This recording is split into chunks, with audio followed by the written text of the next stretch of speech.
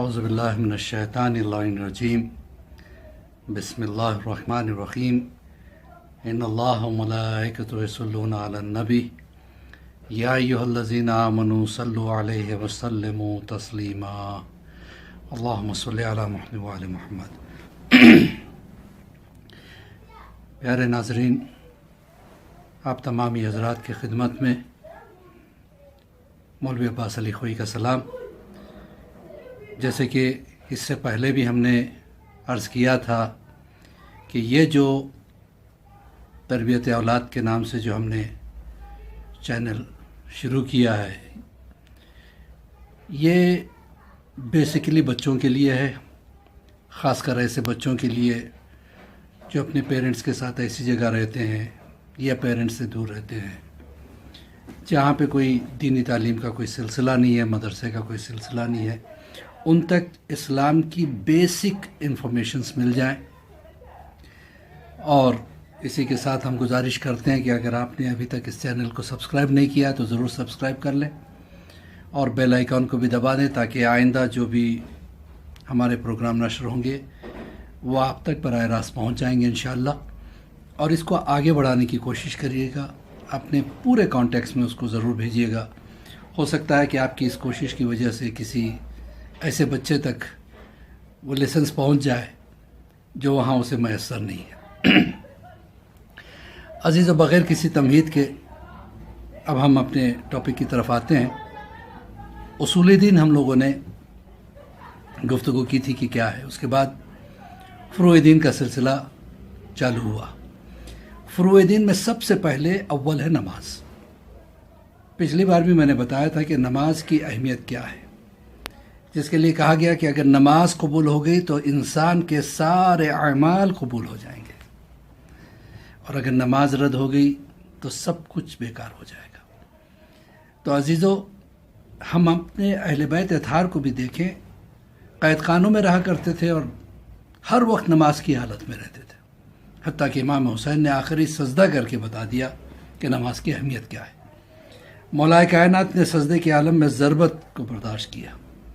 تو عزیزان محترم، کہنے کا مقصد یہ کہ نماز ضروری ہے۔ ضروری نہیں بلکہ بہت زیادہ ضروری یہ بھی ہے کہ اس کو اول وقت جو ہے نا ادا کیا جائے۔ اس کی اہمیت کے بارے میں آپ کو بتا دوں کہ ہمارے چھٹے سرکار امام جعفر صادق علیہ الصلوۃ والسلام اللہم صلی علی محمد وعلی محمد کے پاس ایک شخص پہنچا۔ اس نے کہا کہ سرکار، میں تاجر ہوں، مجھے تجارت پہ جانا ہے، میرے لیے استخارہ کر دیجیے گا۔ امام نے فرمایا ٹھیک ہے، انشاءاللہ استخارہ کر دیتا ہوں۔ استخارہ دیکھا تو منع آیا۔ منع آنے کے باوجود اس شخص نے سوچا کہ نہیں، یہ تو بہت اہم سفر ہے، اگر میں نہیں گیا تو بہت پریشان ہو جاؤں گا، یہ میرا بزنس ٹرپ ہے اور مجھے جانا بھی ہے۔ بہرحال وہ چلا گیا، اور جب چلا گیا تو ہوا یہ کہ جتنا اسے ہر سفر میں فائدہ ہوتا اس سے کئی زیادہ فائدہ اس کو ہو گیا۔ اب واپس آیا تو اس کے ذہن میں یہی تھا کہ بھائی میں نے تو امام سے استخارہ کروایا تھا اور امام نے کہا تھا منع ہے، اس کے باوجود مجھے اتنا فائدہ کیسے آ گیا، امام سے ہی پوچھنا چاہیے۔ چھٹے امام کے پاس پہنچا، اس نے کہا کہ سرکار، ایک گزارش لے کے آیا ہوں، ایک چیز مجھے بہت پریشان کر رہی ہے، آپ ہی اس کو جو ہے نا سلجھا سکتے ہیں، میری مشکل کو دور کر سکتے ہیں۔ کہا ہاں بتاؤ کیا بات ہے۔ کہ میں سفر پہ جانے سے پہلے آپ سے استخارہ دکھوایا تھا۔ کہا ہاں مجھے پتا ہے تم نے استخارہ دکھوایا تھا اور یہ منع بھی آیا تھا۔ کہا ہاں سرکار، یہی تو پریشانی ہے، استخارہ منع آنے کے باوجود میں نے سفر کیا اور مجھے اتنا فائدہ ہوا اس سفر میں جو عام طور سے دوسرے دنوں میں نہیں ہوتا تھا۔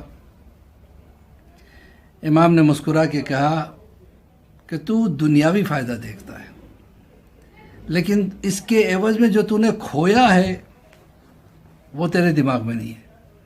کہ مولا مجھے بات سمجھ میں نہیں آئی، آپ کیا کہنا چاہتے ہیں، مجھے ذرا تفصیل کے ساتھ بتا دیجیے۔ امام نے فرمایا کہ دیکھ، جب تو سفر پہ نکلا تھا استخارہ منع آیا تھا، کیونکہ اللہ بہتر چیزوں کو جانتا ہے، وہ بیسٹ پلانر ہے، اس کے باوجود تو نے جو ہے نا سفر کیا، اور تو یہ دیکھ رہا تھا کہ دنیاوی فائدہ تجھے بہت ہو رہا ہے، ایک بہت بڑی ڈیل تیری کریک ہونی چاہیے تھی، اور تو اپنے کلائنٹ کے ساتھ میٹنگ میں بہت زیادہ بزی تھا۔ تیرے میں ایک عادت تھی، وہ یہ ہے کہ تو ہر وقت نماز اول وقت پڑھتا تھا، لیکن یہ میٹنگ میں تو اتنا مصروف تھا، تجھے بار بار خیال آ رہا تھا کہ اس وقت نماز کا وقت آ گیا، مجھے نماز پڑھنا چاہیے۔ نتیجہ یہ ہوا کہ پھر تو نے سوچا میں تھوڑی دیر کے بعد نماز پڑھ لیتا ہوں، بہت اہم میٹنگ چل رہی ہے، اور وہ میٹنگ چلتی رہی،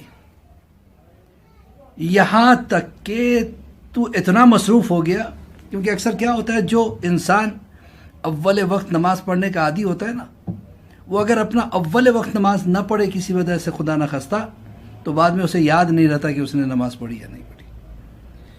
نتیجہ یہ ہوا کہ تو بھول گیا کہ تو نے نماز پڑھی یا نہ پڑھی، اور بعد میں تجھے خیال آیا کہ آہا میری نماز قضا ہو گئی۔ اسی لیے تجھے استخارہ منایا تھا، کیونکہ نماز کے قضا ہو جانے کی وجہ سے تیرا جو آخرت کا نقصان ہے، اس کو پوری دنیا کی دولت اگر ایک پلڑے میں رکھ دے، اور ایک وقت کی نماز اگر قضا ہو جائے، اس کا نقصان ایک پلڑے میں رکھ دے، تو یہ ساری دولت اس کی بھرپائی نہیں کر سکتی، اس کا رد بدل نہیں ہو سکتا، سمجھے نا؟ تو یہ تیرا سب سے بڑا نقصان ہے، تو نے نماز قضا کر دی۔ تو عزیزان محترم، اسی لیے استخارہ اس کو منا رہا تھا۔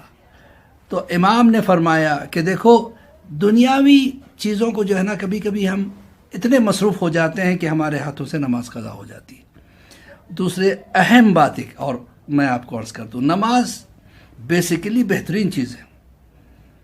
کسی سائنٹسٹ نے کہا تھا کہ اگر میرا بس چلے تو میں پوری کائنات میں نماز کو رائج کر دوں۔ کہ کیوں؟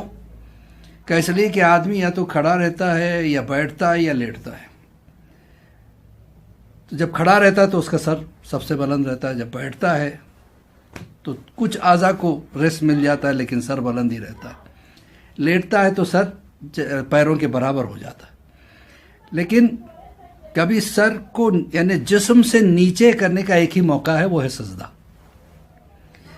دماغ میں ایک طرح کی گلینڈ ہوتی ہے جو جو ہے نا کچھ کیمیکل سیکریٹ کرتی ہے۔ جو آدمی سجدے میں جاتا ہے تو اس وقت وہ بہت ایکٹیو ہو جاتی ہے۔ نتیجہ یہ ہوتا ہے کہ انسان کا ذہن بڑھاپے کا شکار نہیں ہوتا۔ بڑھاپے میں اکثر کیا ہوتا ہے، آدمی کو باتیں یاد نہیں ہوتی ہے، کافی ڈیسیزز ایسی ہیں جو بڑھاپے میں آ جاتی ہے، جیسے نیورائٹس وغیرہ ہو گئی، یا الزیمر ڈیسیزز ہو گئی، یا پارکنسنس ڈیسیزز ہو گئی۔ تو اس میں آدمی جو ہے نا پریزنٹ کو بھول جاتا ہے، پاس کو یاد کرنے لگتا ہے، نتیجے میں وہ کسی کام کا نہیں رہتا ہے۔ وہ کہتا ہے سائنٹسٹ کہ اگر کوئی ہر روز ایک 10-15 منٹ کے لیے اپنے سر کو زمین پہ رکھ دے، اور اس کا جسم یعنی اس کا دھڑ جو ہے سر سے بلند رہے تھوڑا، مطلب بالکل جیسے سجدے کے عالم میں آدمی جاتا ہے، تو انسان کا جو دھڑ ہے وہ بلند ہے، سر نیچے ہے۔ آپ ایکسپیرینس کرو گے، اگر آپ لمبا سجدہ کرو گے تو آپ کو جو ہے نا ایک طرح کا سکون، جیسے آپ سجدے سے سر اٹھائیں گے تو ملے گا۔ تو یہ دماغ کے لیے بہترین ایکسرسائز کا بھی کام کرتا ہے اور سکون دیتا ہے۔ لہٰذا تاکید کی گئی ہے کہ لمبا سجدہ کرو۔ ہمارے ائمہ طاہرین علیہ الصلوۃ والسلام لمبے سجدے کرتے تھے۔ تو نماز نہ صرف روحانی طاقت دیتی ہے بلکہ جسمانی اعتبار سے بھی بہترین طاقت کی چیز ہے۔ لہٰذا اسے میرے بچوں کبھی نہ چھوڑنا، نماز قضا نہ کرنا، اس لیے کہ ہم اپنی نماز نہ پڑھیں گے تو ہمیں کیسے یقین ہو جائے کہ ہماری نمازیں کوئی اور پڑھ سکتا ہے۔ بس اسی کے ساتھ میں اجازت چاہوں گا۔ مولا آپ تمام حضرات کو خوش رکھے، آباد رکھے، آپ کی مرادوں کو پورا کرے، اور امام زمانہ کے ظہور میں تعجیل عطا فرمائے۔ اور